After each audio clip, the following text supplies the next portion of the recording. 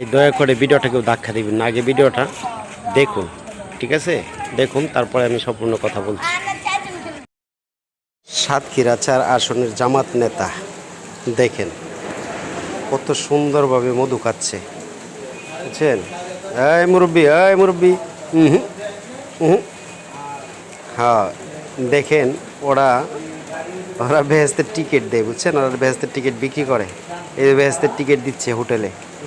হ্যাঁ, 80 বছর বয়সের জামাতের নেতা দেখেন কিভাবে অল্প বয়সের একটা মেয়েকে নিয়ে, চাচা চাচা চাচা, এটা ঠিক না চাচা, মুরব্বি একটু থামেন থামেন, আশেপাশে লোকজন আছে, একটু খেয়াল করে নিন, বুঝছেন? জামাতরা এভাবেই টিকিট দেয়, বুঝছেন?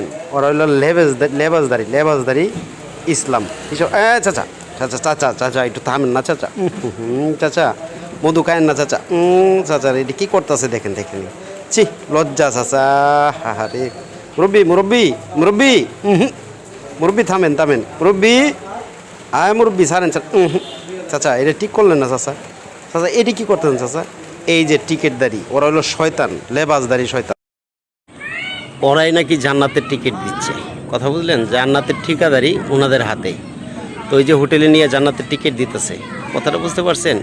তো আপনারা যে যেখান থেকে দেখবেন ভিডিওটা বেশি বেশি করে শেয়ার করে দিবেন, যাতে করে জান্নাতের টিকিটদারের কাছ থেকে একটু দূরে থেকে মানুষ সবাই সচেতন হয়ে যাবেন। এই জামাতে ইসলামী এমন একটা সংগঠন, তারা ধর্ষণকারী না শুধু, তারা মনে করেন দেশটাকে লুঠেরা মানে বিভিন্ন জায়গায় বিভিন্নভাবে দখলবাজি করে খাচ্ছে। আপনারা যে যেখান থেকে দেখবেন ভিডিওটা একটু বেশি বেশি করে শেয়ার করে দিবেন। ধন্যবাদ, সবাই ভালো থাকবেন।